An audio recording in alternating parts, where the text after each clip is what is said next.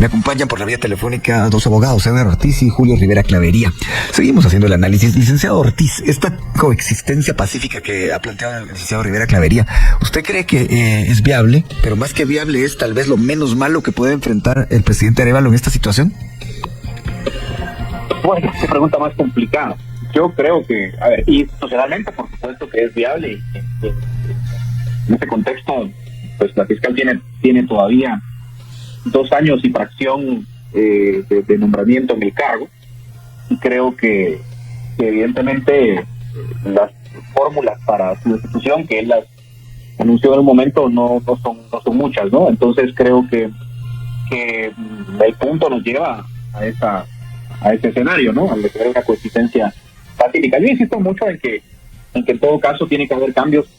No es normal lo que ha vivido el país en términos de retroceso democrático en estos últimos años, y si esa coexistencia va a ser la base, pues debería haber mejoras en esos indicadores de derechos humanos en todo caso, y plantear esa coexistencia en esos términos, ¿no? En términos de que se va a coexistir, pero que las cosas se tienen que hacer bien, investigaciones imparciales, fiscales idóneos.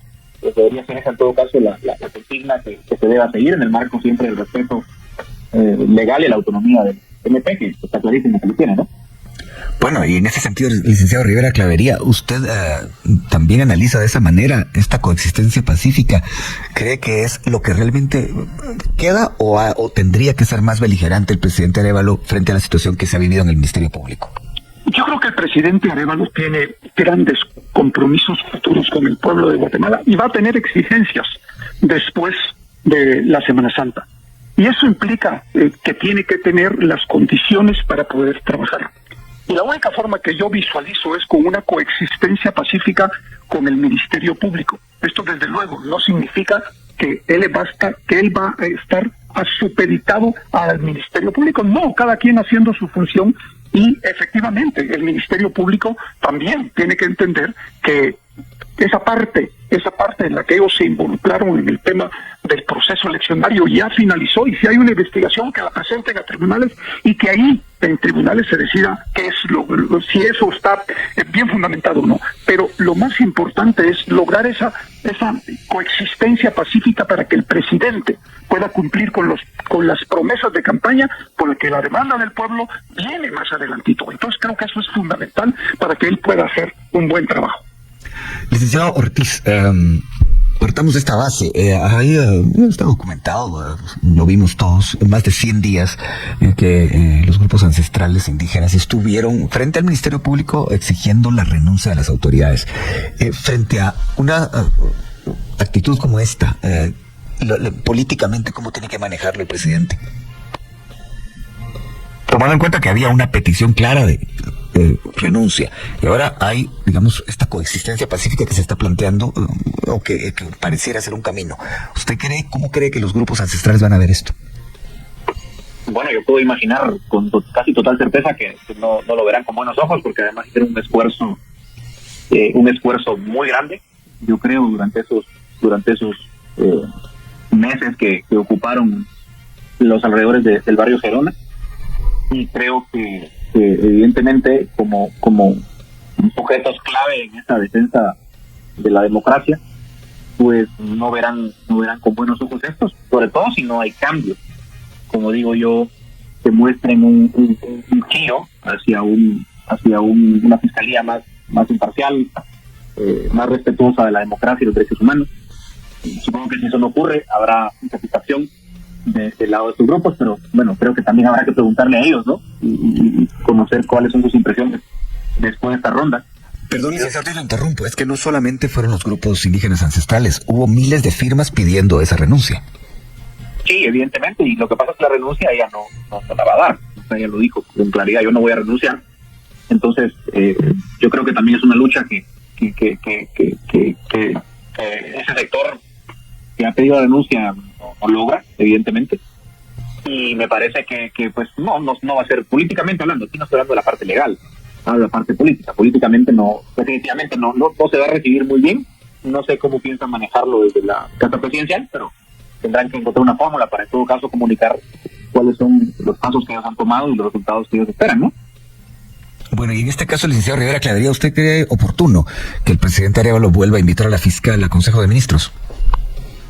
Yo creo que al final es una decisión de él. Él tiene las dos alternativas que ya hemos visto. Una es invitarla, efectivamente cumpliendo con todos los requisitos que la ley exige. Y dos, seguir insistiendo en que mantenga la relación el ministro de Gobernación en la coordinación del esfuerzo de investigación criminal y de justicia en el país.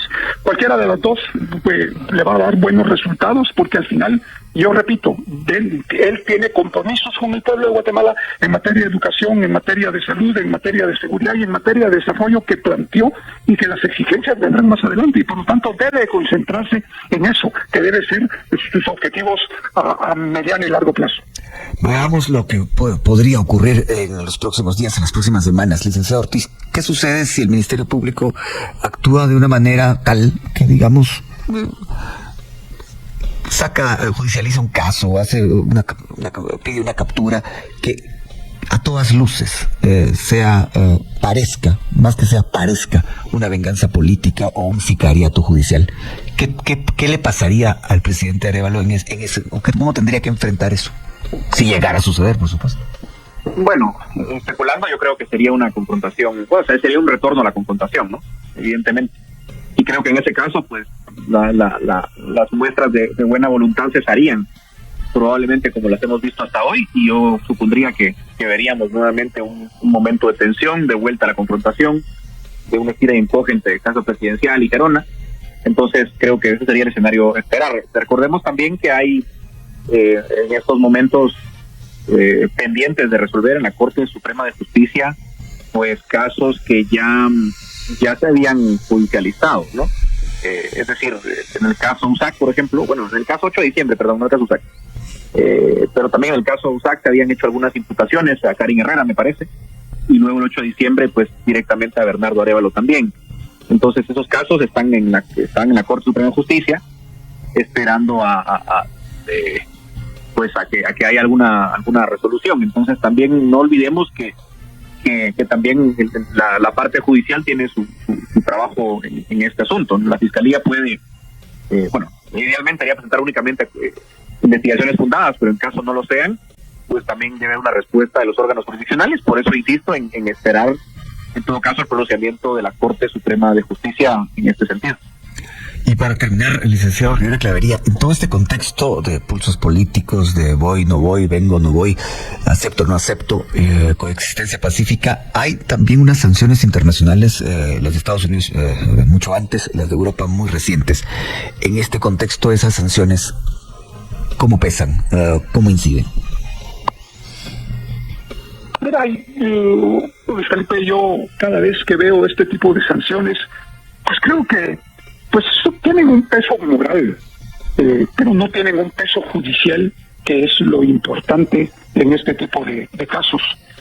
Creo que efectivamente ese es el mecanismo que están usando los norteamericanos y los europeos para denunciar y poner en la picota y mostrarle a la población, a aquellas personas que de alguna manera han incumplido con la ley o que están en contra de la democracia. Pues ese es el mecanismo que ellos han encontrado, pero creo que el peso no es lo suficientemente grande, y creo que en el futuro hay que hacer una revisión tal vez interna de qué es lo que nosotros como país podemos hacer para que efectivamente todos aquellos que incurren en casos de corrupción, que incurren en malos manejos o en asuntos relacionados con boicots a la democracia, puedan ser puestos a disposición de los tribunales y ser condenados. Porque la única forma de cambiar un país es aplicando la ley y ejemplarizando. No existe otra. Y yo creo que esto es fundamental, que los guatemaltecos lo hagamos en lo local. Y bien, hasta aquí el video de hoy. Recuerden que ustedes tienen la última opinión, la cual pueden dejar en la cajita de comentarios. Dicho esto, nos vemos en el siguiente video. Adiós.